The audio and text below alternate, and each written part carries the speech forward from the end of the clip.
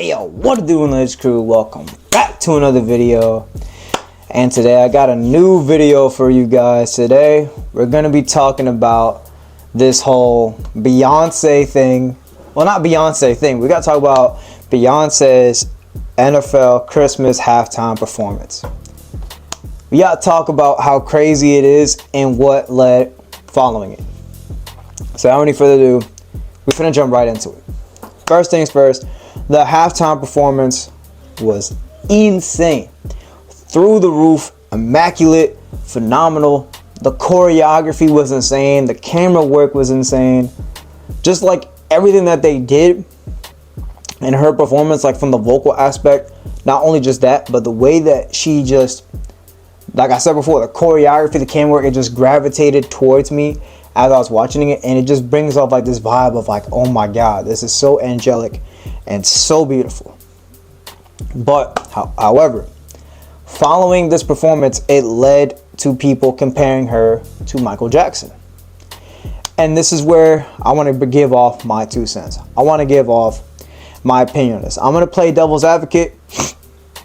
I'm going to talk about how I can see it from the Michael Jackson side, I can see it from the Beyonce side, and you know, we're just going to get right into it, man. So first things first.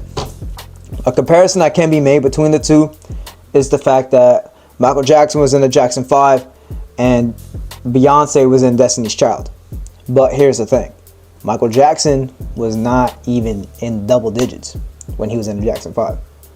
He was like, what, 5, 6, 7 years old? And when Beyonce was in Destiny's Child, she was like in her teenage years. But she was always involved in the music game. She was always involved.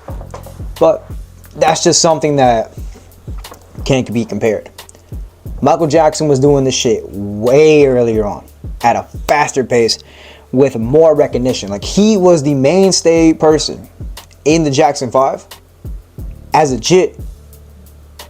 Like, that is just mind-blowing to think about.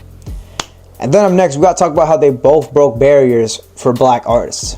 But when it comes to Beyonce, she's doing it not only for black female artists, she's doing it more for them than just for black artists in general. Like, she is doing it for the African American community, but she's doing it more for black artists, black female artists, my apologies. She's doing it more for black female artists.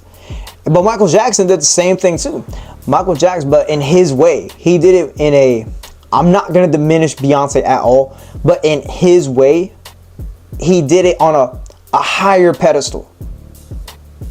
That's just in my perspective. He just did it on a higher pedestal because what he did, what he accomplished is something just way different than what was being presented at this point in the music industry, with the way that he sounded, what he was displaying, the messages he was relaying. It was just different. But what I want to say is that Beyonce could potentially be the Michael Jackson for the new generation of female artists.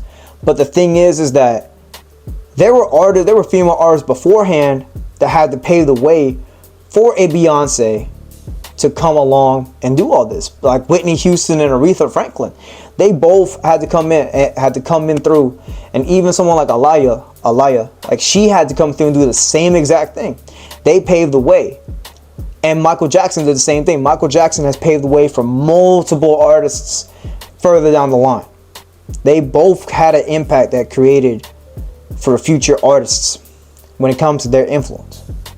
That's something that cannot be taken away. And I'm pretty sure like there are people who are being inspired by Beyonce, by Michael Jackson to this very day. To this very day. It's just crazy to think about. It truly is just a phenomenon to think about.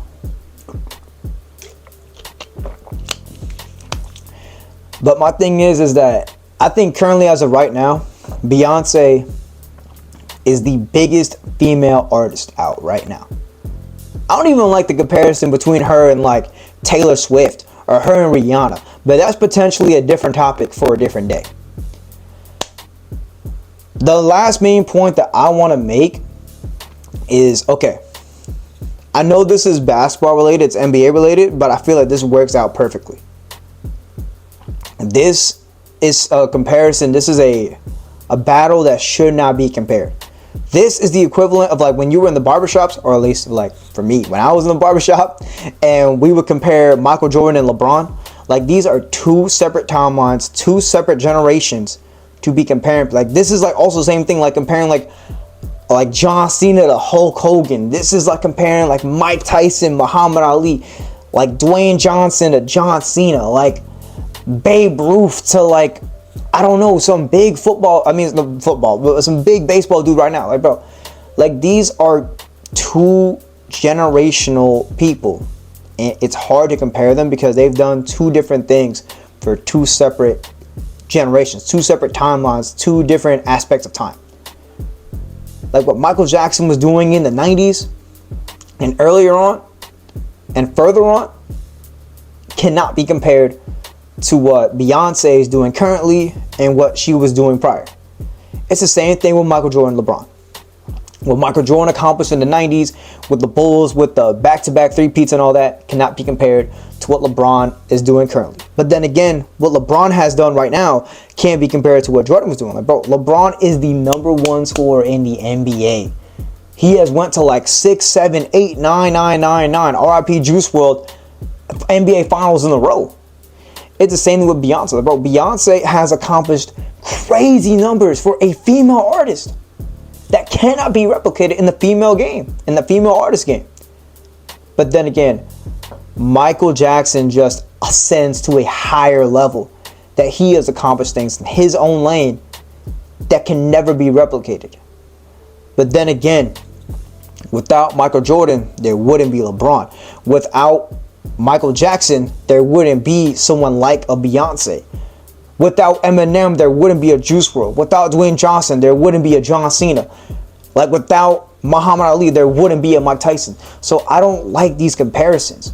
I don't feel like, when did art become about the numbers? When did art become about competing with one another? Shouldn't art just be about putting out your craft for the world to witness and for it to be appreciated? I don't like the comparisons that we make as people when it comes to entertainment, sports, music. Even with entertainment, it's the same thing. People want to compare like all the Spider-Man actors like Tom Holland, Andrew Garfield, Tom Maguire, and then like the Batmans with like Christian Bale, Michael Keaton, and Robert Pattinson. Like, they want to make all these comparisons because that's what they would like to do, because that's just what they see and that's what they witness. And I can understand it, but it's like, you can't compare, like, even like in their own lanes of music, you can't compare their songs. Like, how do you compare Billie Jean to Halo? How do you compare Single Ladies to Bad? How do you compare like Beat It to like how do you compare it to Drunken Love? How do you compare Black and White to Diva? Like, how do you compare these songs? Like, these are two different artists, two different lanes, two different generations. I want to talk because I made a whole video about about Juice WRLD being compared to Michael Jackson and Juice WRLD versus X. But like, this is just something that is just, art should just be appreciated as art. There should not be comparisons. It's the same thing, like, I realized it late in my life about the whole Jordan LeBron thing. It shouldn't be compared because they're two different people, two different generations. They accomplish things on different pedestals. Jordan going to 6 straight finals is not better than LeBron. I mean, Jordan winning 6 straight finals should not go higher than LeBron going to like 6, 7, 9 finals in a row. It's the same thing with Michael Jackson. Michael Jackson being a Jackson 5 and being a phenomenal pinpoint artist at like 5, 6 years old should not be better than what Beyonce was doing in Destiny's Child. But listen, that's just my 2 cents. That's just how I feel about everything following Beyonce's halftime performance on Christmas. That's just how I feel. But with all that being said, this will conclude another NLH Classic. Make sure to like, comment, subscribe. Always helps the channel out. If y'all made it through the end of the video, comment down below L, because you know I'm always living like Larry. And with all that being said, it's NLH. Never lose hope. I'm finna catch all y'all in the next one. Peace.